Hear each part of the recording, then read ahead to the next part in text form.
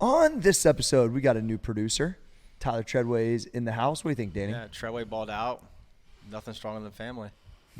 Yep. Trey. Yeah, Tredway killed it. Yeah, he asked us some good questions, and yeah, we all gave our input, per usual. It's great to share the mic with Tredway, bench bro for life. Bench awesome. bro for life. I think some great insight on a lot of different areas. I think this podcast has a lot of great value. And just because Tredway looks like a mountain man with a crazy beard, he's actually bringing some like stoic monk type shit. He is. Today. Stoic. Yes. It was really good. Great job, Tyler. Thank you. All right, let's go to the show. All right, the Roundtable podcast. I'm your boy Corey G at Small Arms Danny at Trey Speed and the graphic gangster himself, Cole Susak. Special guest Tyler Tredway from the Coaches Clinic podcast. Yes, sir. Shout out to Coaches Clinic. Yeah. Shout out Coaches Clinic. Treadway, how's it feel being on a podcast all the time now? It feels really good. I feel official, and I feel like Corey Gregory. Oh, shit. Hey, I will tell you, though, if they have those awards for, like, the most, impressed by, like, I was, like, I won't say I'm surprised because I know you got skills, but I've never been in that environment with you. So, like, when the mic hit him, he was chilling for a second. And then when the mic hit him, he's just laying down gems, bro. So congrats, bro. Like, yeah, it was really good. Like, I think that the spot that you are kind of in on the podcast of being a younger coach, you're bringing it. Like, it's been real enjoyable to hear kind of your 2 cents and how you've been laying it down, bro. Cool. Thanks, G. I appreciate that. Yeah, of course, homie. All right, so Tredway, I heard that you were producing this show. Yeah. Troy's in charge. This is news to me, but no. I'm ready to roll. Cole told me that was the idea. You That's were going to about ask some questions today, and we were just going to rap back and forth. Is that what we got? Works for me. All right, let's ride. Cool. He's ready. He acting Yeah, like there he he ain't is. ready. All right, so G, Go ahead. you're rocking the Allen Iverson Yes. Georgetown Hoyas. 100%. So, when 1,000,000% I am, yes. when My people arms look small. are Kind asked of small, yeah. where they draw inspiration from, they always say like, oh, a family member or a friend or somebody they're close to, which is great. But I kind of know where you want to go, but I want to talk to everybody about what like athlete or superstar person that has no idea that you exist that you draw inspiration from. AI's a good one because he doesn't know me. Yeah. I can't say that for Arnold.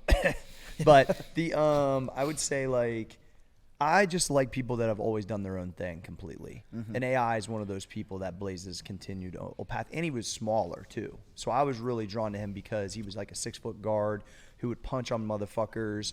And I remember like this actually was a present from my friend Steve. We call him Steve Money, from one of my boys from back home, because some other dude stole my fucking Iverson jersey out of my crib when I was in high school. I'm still salty about that shit. I saved my money. I bought this exact jersey when he was at Georgetown, I believe, or right when he left. Yeah. I rocked that bitch at school probably once a week. Loved it. Had the whole vibe of fucking the swag of AI. And then this motherfucker came to my crib, stayed all night, stole my fucking jersey, and then like he had like went to another school or some shit after, so I like never really got to address it. He was kind of a knucklehead. It was in a bunch of problems, and it was just not a good dude. But I mean, I felt like that was the first time somebody actually like got my shit. Yeah. And they stole like a little bit of my motivation. I was like, man, that like, so anyway, when I was older, Steve actually bought it for me for my birthday because he remembered. Like 10 years later. Hell yeah. It was really, so I still rock it. But I always have been drawn to people with high amounts of confidence and people that did their own thing. I always loved Deion Sanders. I always loved AI. Obviously, I love Arnold. And then rappers, Pac, now Nipsey. There's a lot of people that I just love hearing people just do their own shit. And then unapologetically. And so I've always identified with that because I never felt like I fit in wherever I was at. I always felt like I had to make my own way. I think what we're doing right now is the same thing with all these different shows and different podcasts and building the studio and the different businesses. And so to me, that's like just fuel for the fire. So once again, like I think that's why I love what Trey talks about with the vintage stuff. Even though my stuff is not like vintage to be bought or sold, it all has a purpose. Everything I wear usually has a purpose. A lot of the items that I rep on a regular basis, they mean something, and they might not have like a value to eBay, but they have a value to me. So I've really tried to get even more intentional about that. So even today, I knew you was gonna bring it up. That's why I wore it.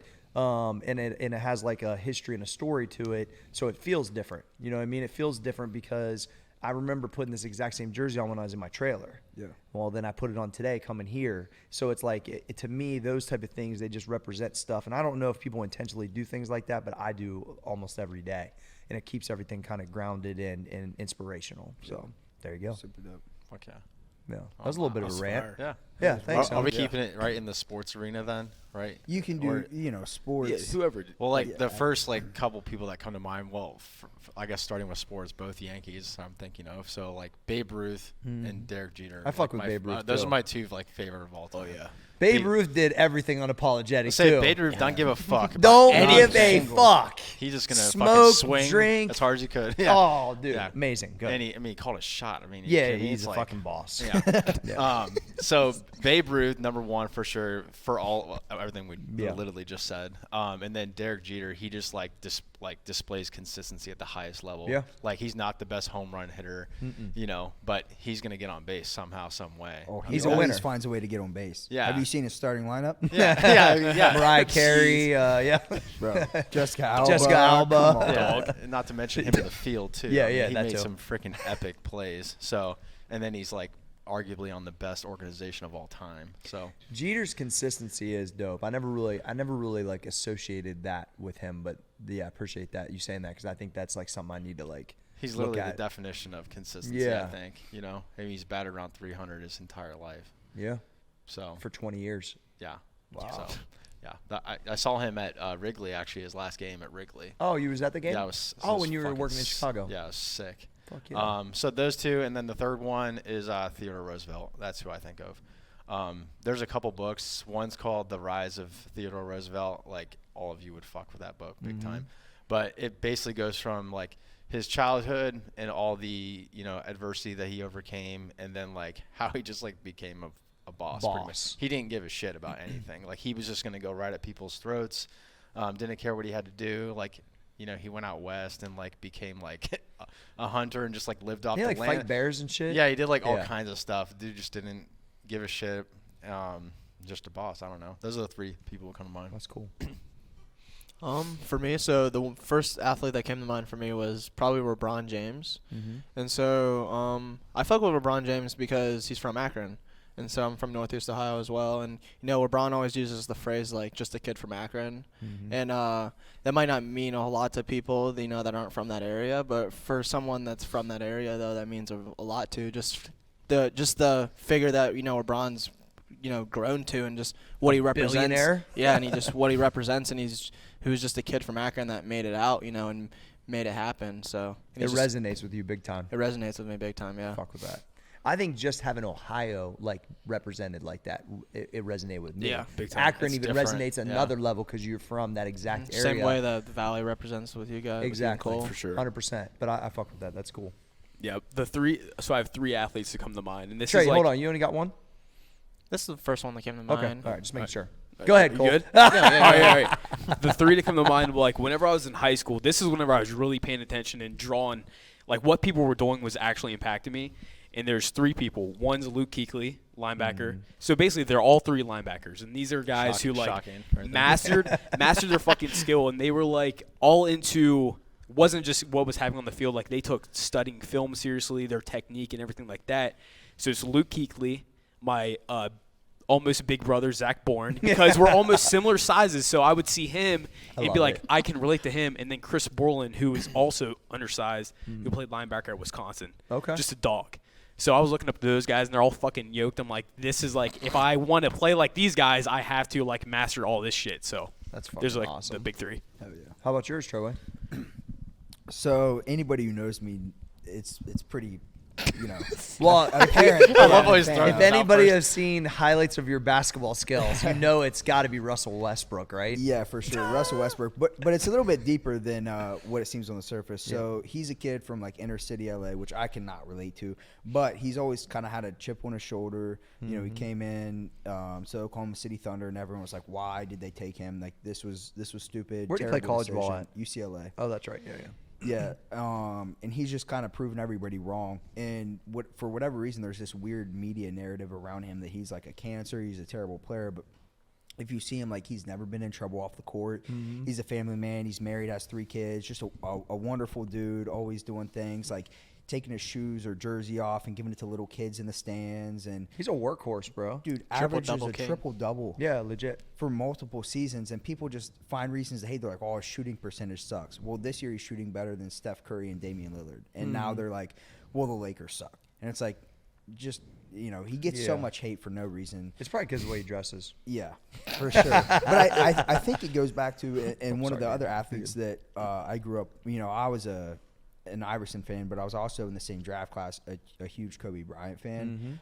Just his work ethic and the Mamba mentality that he preaches. And I think that Russell Westbrook is probably like the closest incarnation to Kobe that we have. And then the other one is Joe Burrow. Like, I'm a huge Joe Burrow fan, but that's because he grew up really close to me. So I went to OU while he was playing ball at Athens, and his dad was coaching at OU as well. So I was pretty, like, I never met him, but I was, like, pretty connected. I knew what was going on. We went to some Athens games, and we watched him play in high school. And then to see what he's done for Southeast Ohio, kind of like what you were talking about with Akron, like, Joe Burrow is the biggest athlete, like, since Jay Payton came out of Zanesville. Yeah. And Kevin Martin came from Zanesville, which are both, like super inspirational guys.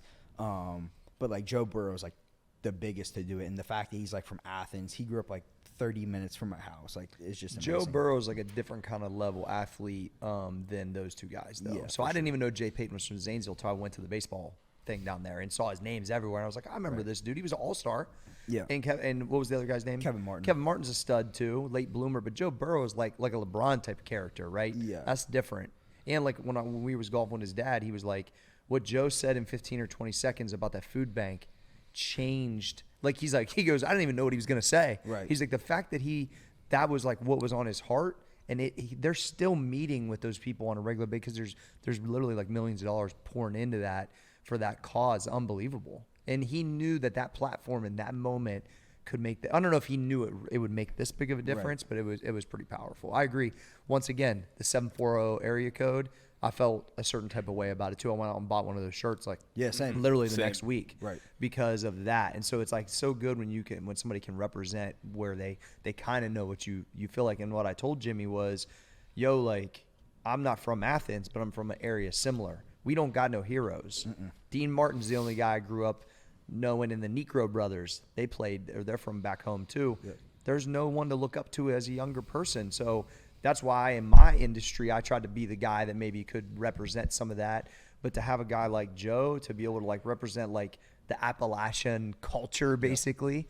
I mean, you know, the poor kids in the trailer park, they want somebody to look up to. Right. And Joe kind of gave that. So I agree with that. That was really inspirational for sure. Yeah, just super dope athlete, and seems like a great human, and everything that he's done for Athens and Southeast Ohio in general has been amazing. It's just giving somebody to look up to, man. Probably like Trey feels about LeBron. It's like that, you know, that deep down they can identify with you. It's different. And that feels good. You know what I mean? Right. And that's what I was searching for a lot when I was younger. I just couldn't find nobody like that to look up to. Right. And it was weird because I'm like, there ain't no one. Like, there was nobody. Right. So strange. So that's good. Joe needs we need from that area. We need somebody like Joe. Yeah. 100%. Absolutely. Right. That was a good start. What we got next, Tredway? Cool, Mr. Producer. So, it's kind of a cliche question, but if you could go back and tell your younger self one thing, what would you tell them? You want to start with me again? We'll start with Cole. All right. Cool. If I could go back, What would to, you like, be? 12 and a half? Was so young. What'd you say? Just younger self. I just fucking with If you. I could go back to, like, me, like, in high school, There you go. whenever I was, like, fucking kind of pissed off at the world, like, just, like, had the chip on my shoulder, I would have just told him to fucking just keep, like, riding this fucking wave, because it's going to pay off, basically. You know, like, I don't know, I'm still, like, pretty young, so, like, I'm still, like, figuring, like, I need to keep going, but, like, I'd go back and be like, yo, bro, like, just you're gonna, like, get through this, whatever, you know. What would you tell 8-year-old Cole? 8-year-old Cole? 8-year-old Cole would be fucking Creatine. blown away if I told him that we fucking podcasted with Troy Smith and Ted Ginn and Braxton Miller all on the same day. Yeah. So, like, I love that. then having the association with even, like, 2 WWE wrestlers, like, Oh, yeah. yeah. But 8-year-old Cole, like, shit, he probably wouldn't have fucking believed it. No way. I was That's all in funny. John Cena and shit. Dude, at you that started point. smiling when you said wrestlers. I was Yeah, dude. He knows his destiny, guys. Yeah. It's just the route there. Jesus. No. It's so good. Yeah, so I mean, kind of like similar boat as Cole. Like, I'm so young, it's kind of hard to like think back, because then it's Yeah. like going back to like 10 years old or something like that, and like you don't really have a concept on life at that time, you know. No. I guess like the one thing that comes to mind, I did this to an extent, but I wish I would have done it more. Is I wish I would have like been a little bit, maybe like a little bit more curious, like on the internet, in the aspect of like exploring new like upcoming like innovation kind of things, like maybe been like one of the people that like found Bitcoin like really early and like Yeah. started believing it, like you mean like those kind of things. Like I wish like I would have like been more on like the forefront of like the innovation of per se like social media and the internet in general. I wish I maybe would have realized that a little sooner. I know that's like a weird one to come up with, but like It's can't really But think of anything else. I think the word is curious. Is that Yeah. you weren't curious about, oh, what is this stuff that I was that's like curious about like what was the upcoming video games, Yeah. you know what I mean, like that kind of shit like that. But like I wasn't curious on like, you know, maybe like who was developing the games. Yeah, You know what I mean? yeah, like yeah, that, for sure. that kind of shit like that, like I am now. So like I feel like going back, I wish I would have done a little bit deeper dive on some of those kind of like weird niches and such. Yeah, that makes sense. Dana? I guess two things. Like 8th or 9th grade is where I'm thinking at right now. But like my number one thing would be a dog in the weight room. Like I think I wrote early- a paper like this once. It's exactly why Please I said it, continue. Yeah. Well, no, that's just because I've seen like what it has done for me now. Like, Yeah. like after sophomore, junior year, because like it all comes back to like confidence and like your self-image, because that was not a strong point for me in high school or in before. So Yeah. that's number one, and then number two, just sometime in high school would just be think hard if you want to go to college or not. Like understand what that actually means. Understand like what going into debt means. Like all of that stuff, like really taking it seriously.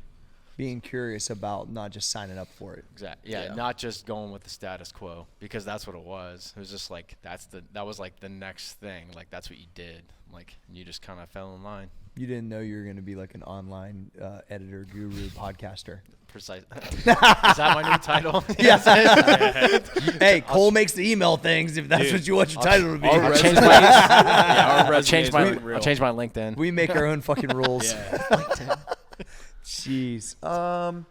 When I think about a couple things, same thing I tell my kids all the time. I think I would have went back and reconfirmed that high school doesn't matter.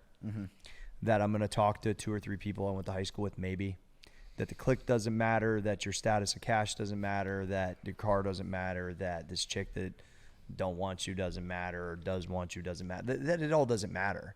I remind AG that probably once a week. I remind Madeline that, especially now. She's in that 7th, 8th grade kind of deep drama level, especially from a female standpoint. That's great advice, though. Like, I literally texted her the other day. Just remember, in 4.5 years, you probably will talk to 3 people. Yep. It's just the reality of it, and that understand that what you're learning and what we're teaching you and what you're around is different than most everyone else, and it's just a bubble. It's just a bubble where we live. It's just a bubble where everyone lives. It's a bubble of your high school. It doesn't fucking matter. I could not wait to get out for the slate to be clean. And this has nothing to do with people. This is just like my own thoughts, right? It's not like against anybody in particular. I was like, I'm going to blaze all these fucking people. And I love a lot of the people I went to school with. There's nothing against anybody in particular. It's against my own mind that like I was put in this kind of pocket or, thought, or when people kind of looked at me like a loser because I stayed and went to community college, and like I just know where I was with the guy that didn't have any. I just knew kind of where I was at, and I was like, this is not me. This is not what I'm meant for. So like I looked at it like an internal competition of like just blazing the whole fucking thing. I knew I was going to like. So I remember getting onto that, but still being pulled into the drama. I think we all are because we're young, right? But I wish I would have been like detached from that even a little bit more. And realize then if I kind of look at like the next part of my life, like the early kind of personal training days, to realize that this isn't it. Like this is just the beginning of this craziness you're signing up for. I think I once again, thought the first studio I was already successful. So to me, I already beat the game. I got out the mine. I got out the area. Like, I was doing what I love. So, but understanding like all those hours and persevering and building these places, that it was even for a bigger opportunity that I couldn't even conceptualize. So just to, because I really did that for like 8 or 10 years. It's a long time. So to think about like just reconfirming that, gee, this is just the tip. just the beginning of what's really possible. That honestly, if I think about not just being out of high school, but in my first gym, if a ghost would have came in and said, gee, you just got to keep doing what you're doing, that all of these things is about to happen to you over the next 20 years, unless I saw like a certificate that said, I'm God. Hey, this is me. I'm just confirming. Yep. This is God, and this is what's going to happen. You're going to get a chance to be business partners with Arnold Schwarzenegger. You're going to get a chance to live your dream and build a studio and have your like. I wouldn't have believed any of it. I really just wouldn't have, unless it was certified. Gold standard. Certified from God. He had the stamp of approval. I think I just would have reconfirmed that. Sign up for all the craziness. Yeah. I wouldn't change a thing. It's going to take all the hours and all the shitty parts and all the good parts, and that's just part of like this journey of life. And I don't use that word because it's overplayed, but that's truly what it was for me, because of all these different kind of versions of my life. And that I'm signing up for something different now, because I can see through the trees, because it is that Abraham Lincoln quote of, believe in the unseen. It's what I believe every day, because I always feel like I can see it. It just ain't here yet. And so I know if we just keep putting in the time, I already know what's going to happen with this thing. It's just a matter of time. Right. I already know it. That's why we're putting more shows around it and putting more stuff around it and more capabilities, because I know what kind of value is here, and I know what it can be, because I've already experienced it so many different times in my life. So I would just reconfirm that. Yeah. So that's super dope. What's yours? Like, what would you tell yourself?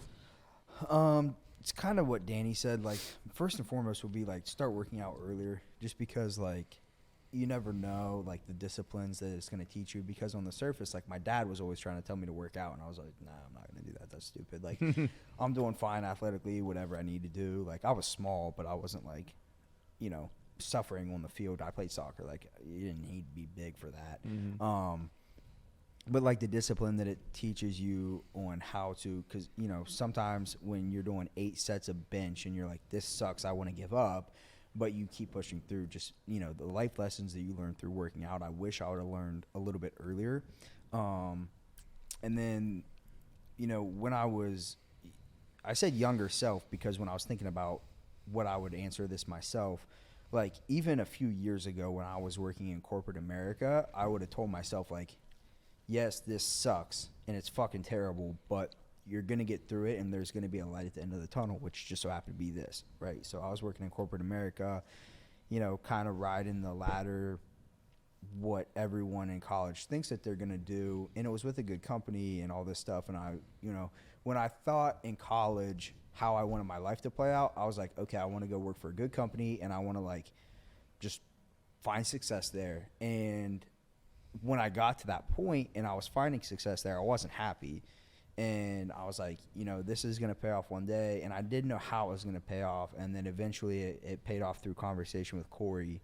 And I would have just told myself, like, keep going. Like, everything you do, every time you want to quit, every time you want to do something, you question everything you've done, just know that it's happening for a reason. And there's a reason that you're going through it, and your response is going to dictate the outcome of what's to come. Did you ever buy into the corporate no thing at all, or Day was one. instant for Day you? one, I fucking hated it. Okay. I was like, Okay, we shared that. all these fucking dudes are douchebags. They're all fucking losers. They all kiss ass. Kiss ass. Oh my like God. my boss is a fucking idiot. Like Shout out. Take it. Like my last boss at Cardinal. That's what I was about to say. Where'd you work at? Whatever. They can fuck off. My last boss Arizona there. Cardinals. She was wonderful, so I have nothing bad to say about her. But previously, I Nice was like, recovery. Yeah. she knows she was great, but like some of the bosses there were like, I was like, Keep how digging. the fuck are you a boss? Like, you're fucking dumb, and like just stupid shit like that. It's true though. It's so bad. So many supervisors are Chodes. chodes. Yeah. I can't really identify. I think, but Now my boss is pretty cool. Well, I just love telling. The quick story of when we had meetings every other week, and like everyone rolls up. And, like I never. This sounds terrible. I never would really check my email, like work email, and so they send this email like, oh yeah, there's this meeting. Like these 3 higher ups are gonna be at this meeting. So like I walked in or whatever, and everyone in that day was wearing like blazers and shit. I'm like, why are you all wearing fucking all dressed up and shit? And then I roll up in the meeting, and I have no dress socks on, so it looks like this. nice. And so I got white socks, like just brown shoes, and then like khakis and my green Muscle Farm polo. Love it.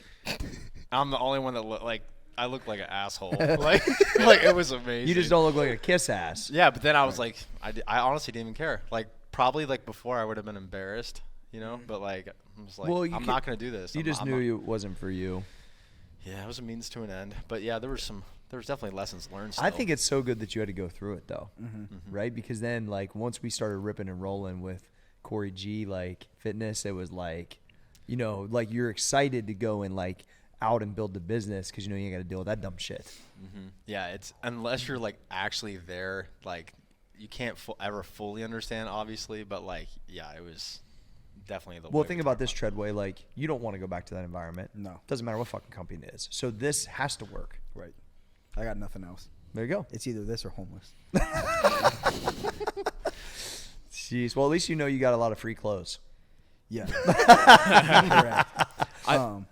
Hold on. I think the big takeaway from that is, though, even whenever you're going through these like shitty fucking situations and time frames, the belief of understanding that there is like there's something good is going to come out of this is fucking huge. Because like whenever I was going to school, counting the fucking test booster bottles, doing dumb shit like that, taking the fucking hardest classes possible, basically just my life sucked at the point. I was like, eventually at some point I'm going to get out of this and it's going to be fine. And even like in high school earlier, whenever like there was a whole bunch of family shit going on and stuff like that, I always knew that there was going to be something else down the road. Everything has a run time. I mean, it just does, right? Like there's periods of time that eventually end, and then the outcome is, are you heading the right direction or the wrong direction? Yeah, right. But there's an end to it all. It just depends on what is the next kind of chapter. Yeah, because if you would buy into the thought of like this fucking sucks and I'm stuck here and there's nothing I can do about it and like blah blah blah, like woe is me type shit, you're fucked. Yeah. So Yeah, you can't be rolling like the victim. That's a fact. Yeah. What you got next, Tredway? All right. This is Blazer so far. You're doing yeah, great. this is awesome. So this other one's like a super like kind of deep question, but Well, shit. I didn't feel that surface to this point, so let's go. it is not super deep, but it's just kind of broad. So what's your favorite thing about your life? I like that. I would say that my favorite thing about my life is although I'm very disciplined in my behavior, I can do literally whatever I want, and I know that for as long as I want, pretty much. So even though I won't do that, because I know what I need to do, if I wanted to tomorrow say I'm not coming to work for a month, even though I would not do that to everybody, I could do that. I don't want to work out. I don't want to come to work. Now everything would get worse, right? Because I'm part of like what makes this thing roll with the team. But I think just knowing that is part of it. And I was always fighting for that ultimate freedom from a standpoint of whether it's passive income, whether it's my job, I think that entrepreneurs fight for that. I really think that's what we're fighting for. I think we want money and whatever else that comes with it. But the reality is I think you're fighting for that creative freedom of like the true, like not only loving or liking what you do, but that understanding that I don't have somebody that can come over top me and say, you can't do that. And that I really haven't had that most of my career except for periods at MP, which is why I left.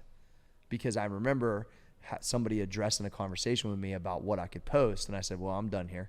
Yeah. I just knew it. Right. Like that day. Like I got out of the meeting and was like, yep, that was my last day. Okay. It's got to be a tough conversation for you, especially because that'd be like Danny being like, Corey, you can't tweet about having a tickle in your wiener head. Yeah, exactly. Right. Okay, that's a great example. Real story. I came back, and that was trauma to me. But I was like, yeah, this is fucking what happened. So bad. I just tweeted that, and no one could say shit to me. Right. And it was like, that's a fucking great example. I love bringing that up. Yeah, anyway. it's funny. It's my favorite Can thing you, about Corey. Can you tell that story again? Because this is a little Run it like back. this is a throwback. Can you explain? can you explain the tick story, please? All right. So I just the levels of it is I was meeting. I'm gonna name drop. I was meeting with Eric and Nardini about going to Barstool. I come back. It's the next week, so I'm like charged up. Now I didn't get the deal done, but like I was in the room, right? So I'm doing what I should be doing. I'm lunging. I'm lunging in my yard, which I live in 5 acres, so it's in the fucking country. There's a million fucking deer where I live, which means there's a lot of ticks. So I'm lunging, and then all of a sudden, I feel something not going right on my wiener. and I'm like finishing my lunges, but something ain't right. I go in to take a piss, and I'm like, well, first off, I'm like, this thing's a monster. Yeah. And I'm not talking. And I'm not talking about the tick. And then There we go. There we go. There's our Flip it. clip. Flip it, Kyle. Flip it. so anyway, Jesus. back to this very small tick. Timestamp. Yeah. Yeah. So my anyway, God. this thing is relentless, bro. It's born into the side of, a thing that is not what you want it to be born into the side of. So I go screaming through the house with my pants down, Rachel! And then, because of the monster, I'm thinking she's going to need, how, hey, listen, This going off the rails. There we go. Listen, you know how you dig a post hole? Like, you ever see a post hole digger? yeah. Well, that's kind of like a tweezer, right? So we have those in the garage. I'm thinking to get this thing out, I'm going to need a fucking, because tweezers aren't going to do it. I need like a post hole digger. You know what I mean? Like, Fuck out of here. so anyway. Bless you, Rachel. So yeah, right. Jeez. So anyway, Rachel helps me. It's a dire situation. She can't believe, she's in disbelief, very scarred from it. And this thing was like rushing to get all the way in. And so anyway, got it out. And then I'm super traumatized. And I think the first thing I'm like, you know what? I need to take what I learned at Barstool, which is fucking who cares? So then I tweet whatever that said, which is I just had the fucking craziest shit. I just had a tick in the side of my wiener head. I tweeted that. Well, I just thought about Feidelberg's story, but the one you showed us the other day. So that's all I fucking was thinking hilarious. about. Yeah, that's what I'm saying. Like Yeah. just having like a holds barred type of situation, and that really is what I've always kind of fought for. I think, you know what I mean, to do things unapologetically in my own way, and at the end of the day, when I've been authentic, it works the best anyway. And so why should I go away from that? I should run at it, right? And so I think that's what I've been fighting for this whole time. Rachel always talks about me living in my own world in my head, and I've always been that way. But I'm trying to manufacture a creative space that where we can all do whatever the fuck we want as long as we just execute, which is what I think we do. So I really think watching Deer Deck early, like on MTV, really helped kind of create that in my mind, and then somewhat living it with MP, meaning like we had a kind of a situation like that, but it wasn't as authentic as this one is. And so I've always been kind of, You guys are really similar. Like, yeah, I come think to so, think of pretty it now. similar. It's like, so it was like one of those things, like I saw the blue, because he's a little bit older than me, so I saw the blueprint of it, and then I understood like what was going on with them, and they just had a lot of eyeballs on them, and I was like, man, like having like the fitness version of that would be epic. So I just remember thinking that real young in my career, and so this, like, I just was messaging Marvin Barton the other day. Is this dude from Vitamin Shop I worked with forever. He works over at Animal now, and he asked me how I was doing. I was like, look, bro, I got the authentic MP now. That's what this is. Mm-hmm. This is the authentic version of what I wanted the first time around that took a different life of itself. It was, did well, but the reality is, like, this is really what I want. When I started MP, this is what I was starting. Like what we do now, that's just not how it ended up, which, by design, it was good. I got good exposure and whatnot, but that's really the way I look at things and kind of what I'm fighting for. So like, I think it might have been money driven initially because I wanted to change everything for my family, and you can't do that if you're broke. I mean, you can, but the reality is you need to make some money, right? But the thing is like, I think showing my children that dad's hobby turned into his job, and that it means something to people because it impacts. I think there's a lot of value in me showcasing that every day. So that's it. That's hard to follow up. I'm on some fucking rants today, boy. Post-hole digger. Yeah, man. Yeah, I mean, Jesus. it takes a post. Yeah. You know, Wow. I was trying to really let you guys know of like the size of apparatus. Apparatus. That's a big word. Yeah. Yeah, I'm out here. Well, shit. I guess for me, it all comes down to like just flexibility in general. Like from the moment, like, you know, when I started doing shit with G, like even from like personal internship. Even interning, you like, knew something was different. Yeah, it definitely was different. Like these guys got a different set of rules over here. Yeah, I mean, I'm sitting here with my legs across the chair and we're coming up with workout names. Are you fucking kidding me? Like, like the most douchiest names in the world. Yeah, amazing. so good. Yeah, so I think that, and then like once I like the full-time version of Core G Fitness, like it was all about like the flexibility, the freedom, and just being remote in general. Because like I remember being on trips and stuff, and I'm talking to you on FaceTime or whatever. Like I'm like, this is fucking amazing. Like I called him Danny Ferris. Yeah, like it was exactly what I wanted to do. And then I guess the evolution of that, and then with coming in here, I feel like it's just like fucking taking it to like 5 notches up even more. So just when the environment's good, like, because I was remote for a really long time too. I've been at the office more in the last year than I've been my entire career. Yeah, I fucking love it here.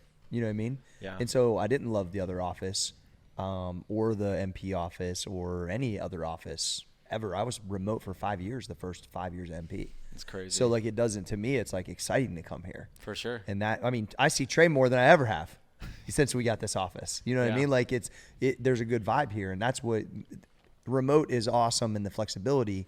But like I feel like to really build something great, we got to be in the same room. I think now, most of the time anyway. Yeah.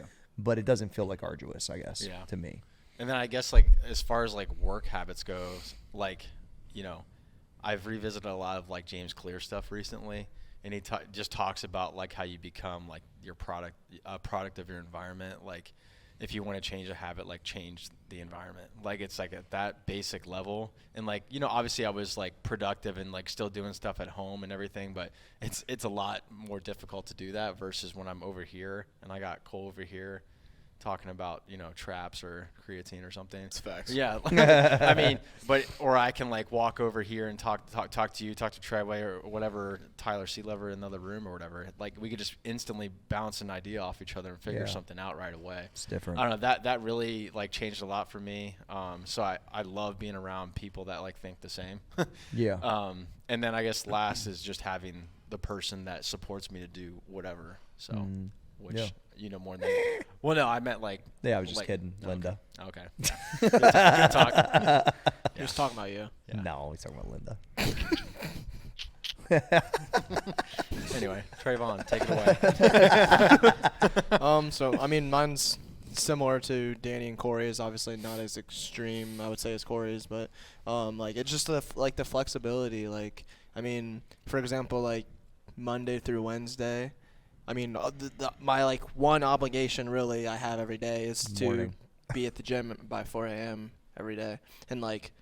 I mean, it's not difficult because there's nothing going on at 4 a.m. So, like, you know what I mean? It's not like there's no moving my day around or anything. All it is going to bed earlier or something, which it's not hard at all. So, but like the past, like Monday through Wednesday, all I did this week was I came here, I edited the pictures and the blog for Corey's website, and then I went home and I day traded all day. I sat on my couch with a laptop and day traded, and that's all I did.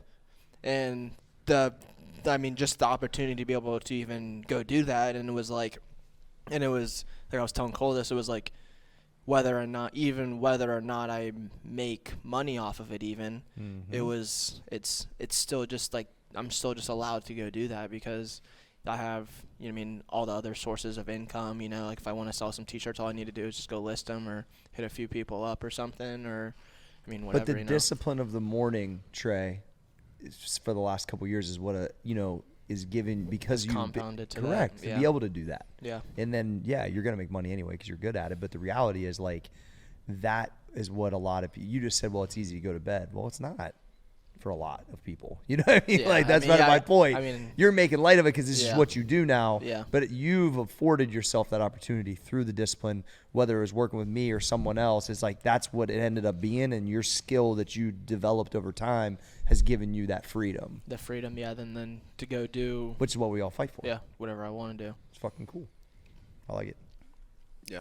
I'm kind of thinking about this like in a different way. Like the one thing that keeps popping up is like I've been through so many different like I went to 2 different high schools, so I have like 2 friend groups from there. I have the 4AM crew, I have the Ohio State crew, Columbus and Newark. So I've been like around variety of different environments, like people. And the one thing I can say is if I think about all the close friends in those circles, I have at least like one or multiple crazy fucking stories with each person. So like just thinking about it, like for some people, like they might have that with like 5 people. I have so many people I could look at and be like, man, we've fucking been through some shit. And just like having that connection, that like it really makes me feel good, you know? Yeah. I like it. So Yeah. Awesome. What else you got, producer Tredway? Did Tredway give his answer? I don't know. Oh, yeah, no, yeah. go ahead. So my favorite thing about my life, obviously is the freedom, but you guys have already talked about that. But my favorite thing is like the relationships that I'm able to build. So, I started following Corey when I was in freshman in college. So it was like 2011. And then I met him the first time and he was like the nicest person ever. And when I was telling this story, when I was like thinking I was going to tell, I was going to make Corey's like an asshole to me. But he wasn't. Like, Corey was like the nicest person ever. He like pulled me back in the booth in like a crowded Arnold and like signed stuff for my roommate and myself. Like, You're my only fan, Tredway. That's why. bro, it was just it was just so crazy. And then fast forward to where we are now, just by building that relationship and tweeting at him or whatever it was, and then showing up to the gym and just staying consistent and whatever. But now the relationships that I'm building with other people through coaching, through Corey, through Max Effort, whatever it is, Tyler Sealover, is a guy that, is now Danny, Cole, Trey, like all you guys are like family to me, and like just continuing to build those relationships. And then like the other part of it is like building relationships with people online. Like I have people that I've never met in my life, but message me daily, like asking for inspiration, like things like that, like working on deals with professional sports teams and strength coaches from all over the world. Like it's just crazy to think about where I was at in high school, where kind of to touch on what you talked about, like when you were texting your daughter, like you're only going to talk to like 3 of these people the rest of your life. But like if you would have told me when I was a sophomore in high school that the 5 closest people I associated with, like in my friend group, I would never talk to, but on a daily basis I was going to talk to Corey Gregory, strength coach from a professional sports team, a coach from a collegiate team, like just the people that I'm associated with, I'm like, I would be just blown away. So the fact that I'm able to do this now, and then the freedom that we're all awarded, that's probably my favorite thing. Well, I'm blown away to think that one day we're all going to make a sizable amount of money talking on these microphones. That to me feels like it's about to be awesome. Well, that kind of is like I think the underlying theme here is like I don't know. I always like joke with like Linda. I'm like, or just whoever asked me like what I do. I'm like, it's funny because like you never know who's gonna walk in the door. No. You never know what opportunity is gonna come up. So like, I don't know. It's just a good feeling to walk into that every day, and you just have no fucking clue. But I think a lot of people would really struggle with that, though. Yeah, but I think it's exciting. if you can embrace it, If you can, then it's you cool. Well, I think you have to embrace it. I think I forced most of you guys to embrace it. Because I think that once you do embrace it, you start to realize that no day is really like the other. Life's a lot funner. oh yeah. Yes, it is. And the fact that we get to do it with like all the homies. I mean, there's not like a lot of people at their job, they might have like 1 or 2 people that they just can't fucking stand. I can't say that about any of you guys. No, So, it feels good. I have the agree with ability to that. like Good to basically know. come in here and get some shit done with the homies. Yeah, I agree with that. Tight. Well, because when you have a Sweat. real culture and a real team, it feels like you're actually working together. It feels different. Yeah. I agree with that 100%. I never really had that environment till now, all the way. So it feels good for sure. I felt like I've been like a solo cat for a long time. Yeah. And even at MP, like I had maybe like 1 or 2 other people I worked with on a regular basis. Dustin Williams being one of them that I felt like really had me. Other than that, I really didn't have a squad. So, and then we had pieces of squads, obviously, in these other businesses. But to have the full squad together like this is pretty awesome. I think a lot of it also attributes that we've all like done some crazy shit together in the gym too. It definitely comes back to 1000%. that. Like how you've basically forced me to do a multiply meet. I'm Like, good for that. yeah, At least I it mean- wasn't like bang a stripper. Yeah. You know. Well, that's probably Tredway.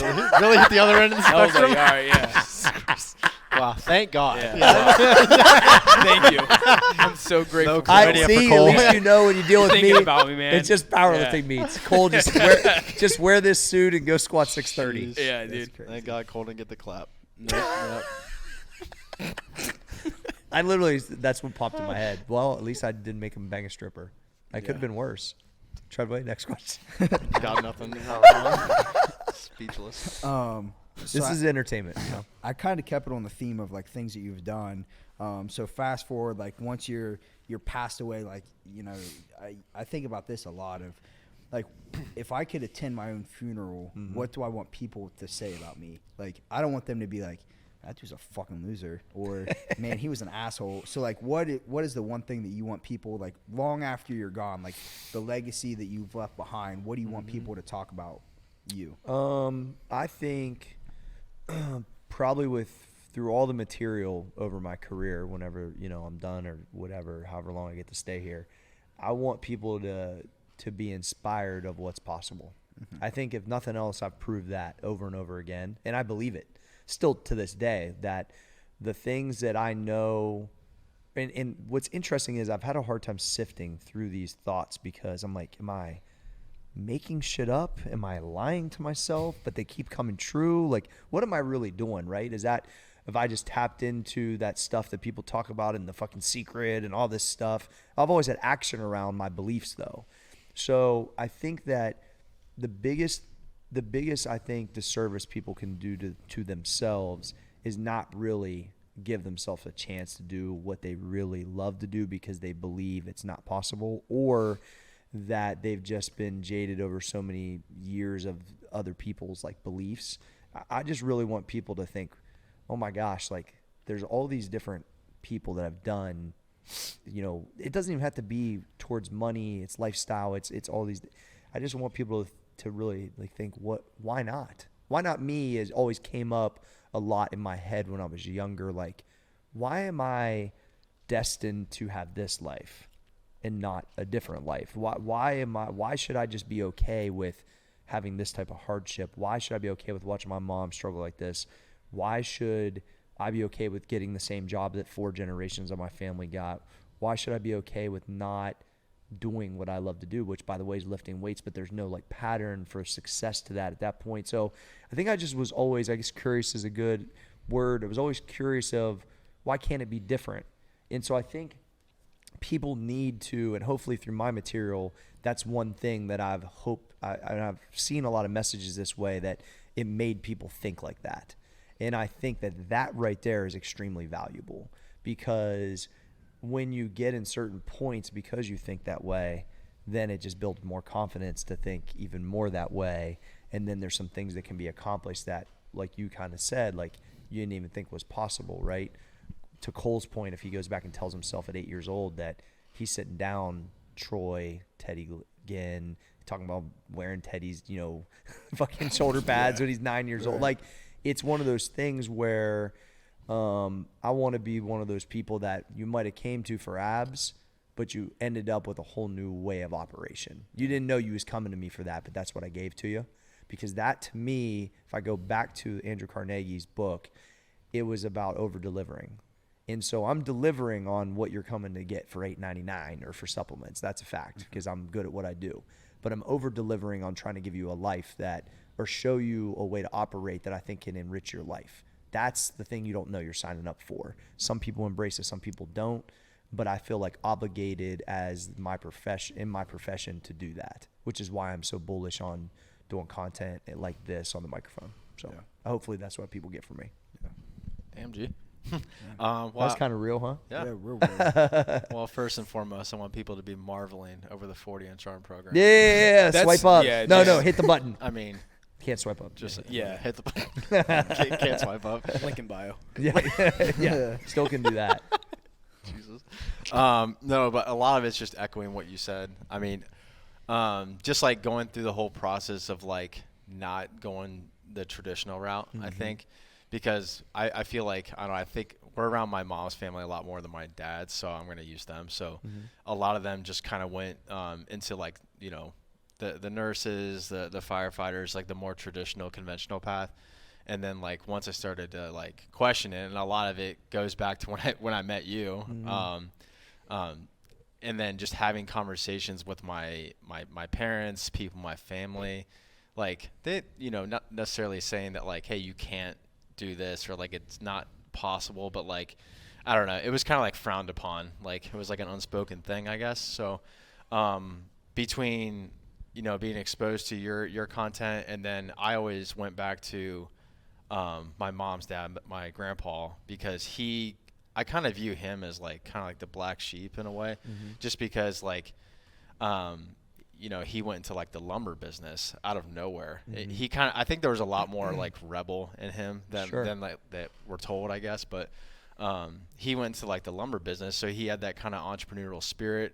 So him, and then I think of my dad, because like he was working for a garage door company in high school, and I just found out that it was in high school. So like he was in it for 17 years. And it took a little bit longer, but he learned every facet about the business, and then he went into business, and now he's been in business for over 25 years. So I think I draw it on those three sources of inspiration. But I guess why I even said any of that is like what I think I just think about like the kids coming up through the family and everything, and just showing them, what's possible, I think. What's possible. Or like just to think for themselves, or like, you know, just encourage them to try different things. Let's put it this way. When my family members, you know, immediate family, or like nieces, nephews, when they come to me and say some wild idea, I'm never going to say I don't think you can do it. But I'm going to tell them, if you want to do what you saw Uncle Corey do, I'm not making fun of myself, I'm actually their uncle, right? Is that, you know, it might take 20. It might take 20. Like if you're signing up for that, and it's going to suck a lot of the times, but there's going to be a lot of great things too. But just understand, like literally if AG came to me tomorrow and said, Dad, I'm going to be a fucking stock trader YouTube sensation, I'd say, all right, cool. Well, you better start uploading videos every day. You better start, like, do you need 10 racks? Like, can we make 10 racks into $1 million and then fucking put it on YouTube? You could do it. I really just think like nothing's out of the question if you're willing to put the actions behind it. So having that in your family, I didn't have that in my family. No one said I couldn't do it, probably similar to Danny, but everything was more traditional. And my grandfather had his own business, but then like there was a few kind of losses he had that kind of gave him a sour taste about it. So like, even though I saw him run his own business, he had some problems with some business partners and some things and lost some money. And so he wasn't real bullish on some of that stuff. So it was like, well, it's cool what you said about when like one of your nephews like comes to you or whatever, because like that you don't shoot it down instantly, because I think a lot of people, like whether they realize it or not, they're shooting it down. They can come out, they can come out. Well, and that can be really impactful Exactly. because they look up to you, and so what you're saying is you're going to represent that for your family, because it might not be represented a little bit with your dad maybe. Yeah. But the reality is, like, I think everybody is going to have somebody that's a little bit curious like that, especially nowadays, and they know they can come to me. Like, they might not even talk to me that much now, but they know. I just got a message the other day about stock from my niece, who's the same age as AG. And like, I think she's half scared of me because they think I'm like super intense and a maniac. But she's like, I don't think I'll ever understand stock. And I'm like, no, I'll teach you. And she's like, I hope you can. Like, it's like, but she had no reason to, like, she messaged me just because of finance class. She wants to understand it because she hears us talk about it, but she don't yet. Right. And I mean, her family doesn't really talk about it, her immediate family. But our family does. So now my job is going to be to bring it up when I see her again, because that's my job as Uncle Corey, right? So it's like she wouldn't message me if she don't want to know. Right. So it's like that. Cool. It probably was hard for her to message you too. It might have been. Yeah, probably more than I realized, right? But that's the thing is, but that's why I gave each one of them when they graduate high school, they get a share of Amazon. Every one of my nieces and nephews, I went and bought one. I bought it for my own kids, like multiple stuff. But for them, like as they graduate, that's what I give them. And so, like, because I want that dialogue. You know what I mean? Yeah, it's cool. Sick. Yeah. So I'm going to start calling you Uncle Corey. Yeah, right? Okay, you want to share Amazon? I call Todd Uncle Todd now. Yeah, he's my uncle. Staple. Hey, he's my uncle, I'm too. going to start calling him that. Yeah, Todd. We basically look the same. Yeah. I'm like, hey, dude, like, probably once a week I go with Todd, man. I just want to be like you when I grow up. Hey, if any of us is still as jacked as Todd at 53, we're winning, bro. That's fucking good. Trey. For me, so first, like, the inspiration, obviously. Like, I want to be someone that I could have like looked up to as a kid. That's like who I want to represent. I want to represent like someone that like I needed as a kid. Same. And then also to go about that, like, you know, like since we're talking about like what they would talk about at a funeral, I want to be like something that I want to be like part of some like innovation. Yeah, I like that. in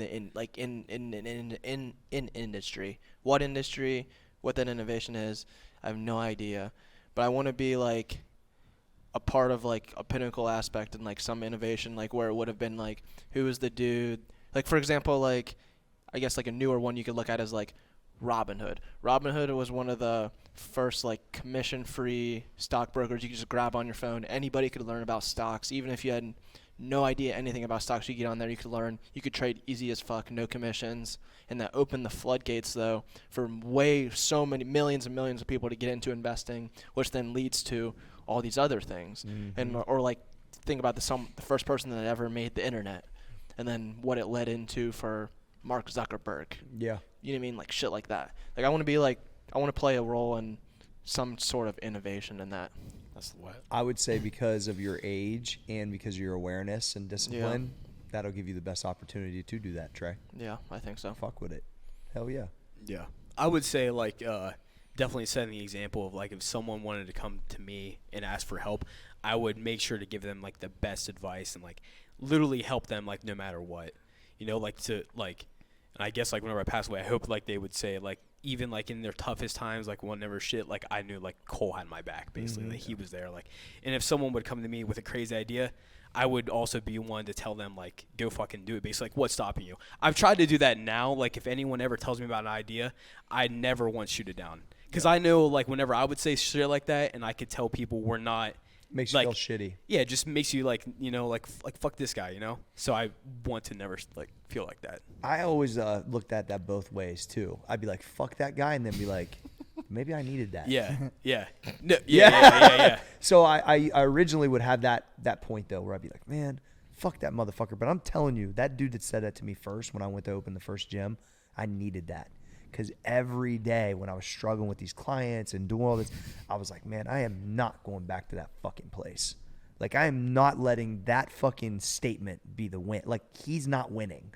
And I turned it into something I think that really helped me a lot. So I think that, but I still think somebody to believe is so important, and a lot of people just don't have that. For sure. And I had that already, so, or maybe they just didn't know, but either way, they weren't telling me I couldn't. So I needed somebody represented saying, you suck, you can't do it.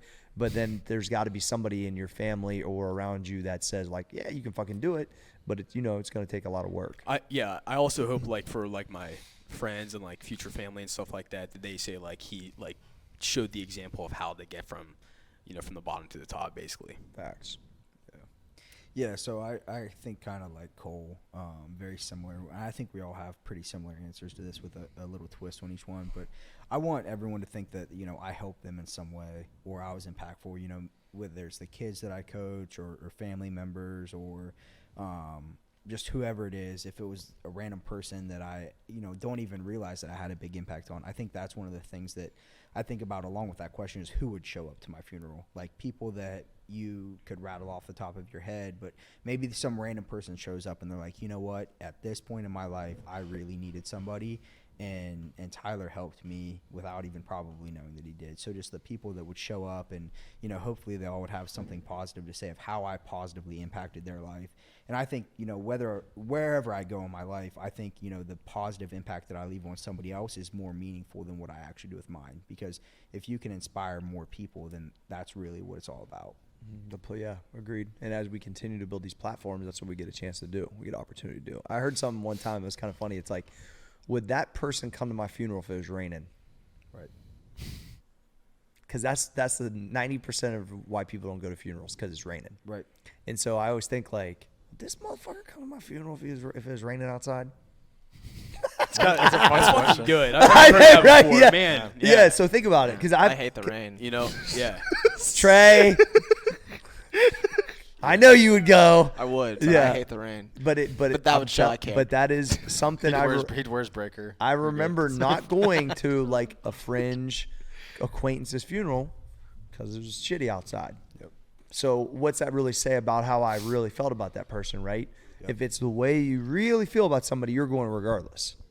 And so that is a way that I've processed. I've never actually said that on a podcast. I wish I would have, but that is something that's something I processed a long time ago. I can't believe it's never came up, but when you said that, that's what made me remember it, because it's those two things. It's when I think about haters, I think about if they're paying my bills and they're not.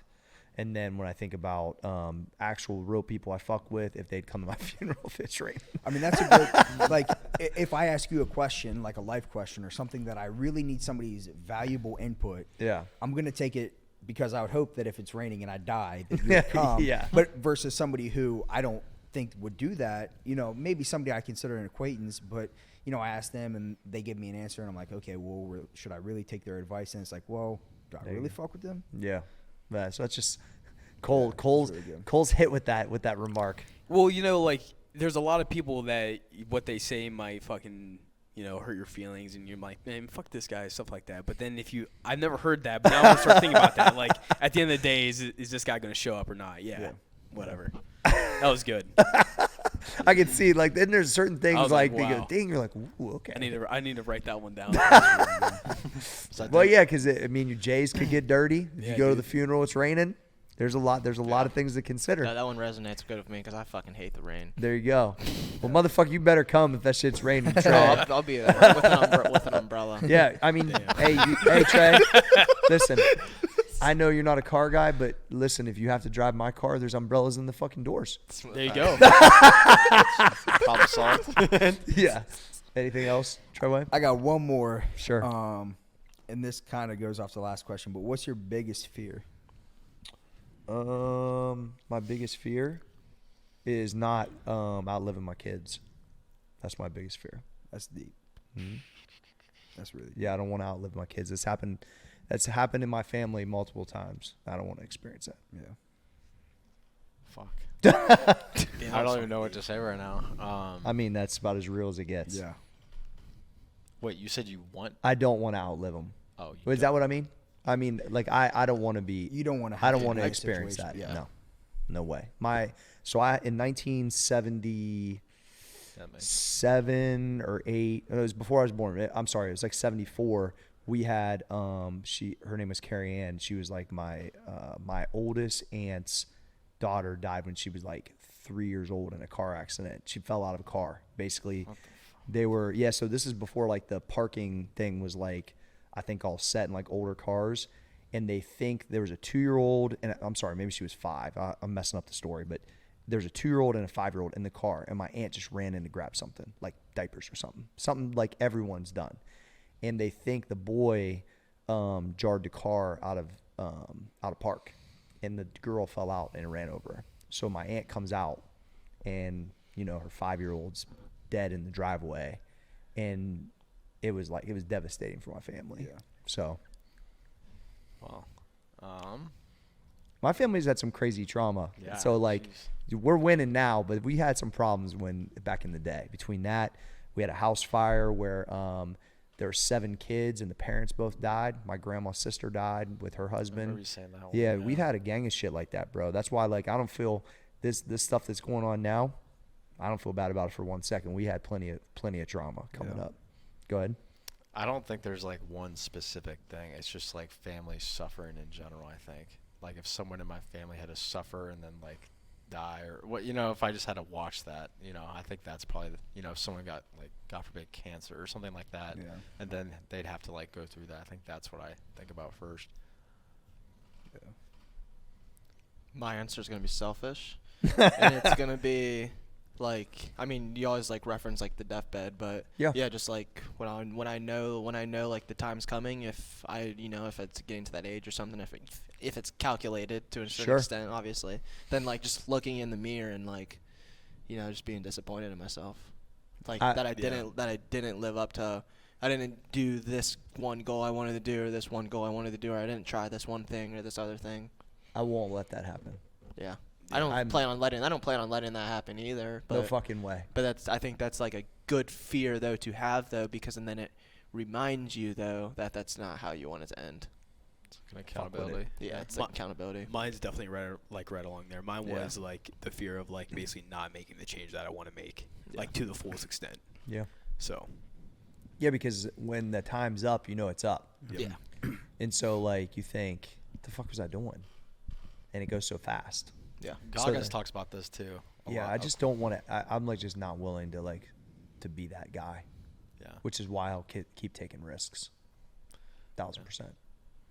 Yeah. Joey? So obviously what Corey and Danny said is true. Like, I never want to see anybody in my family suffer, anything like that. But to kind of say what, Trey and Cole said, I get a lot of messages from like family members. Like, my grandma like comments on my like every social media post and is like, "Oh, way to go, grandson!" And That's it's amazing.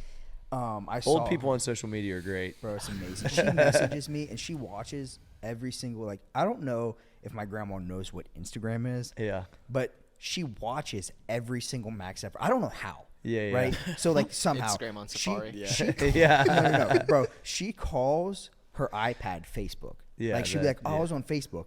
But she was really on her iPad. That's But amazing. I think that's how she watches it. But, like, I was back home over the weekend and I saw her and she was like, everything that you do is so great, because she sees everything that we do, and she's like, you're doing such a great job in your life and everything.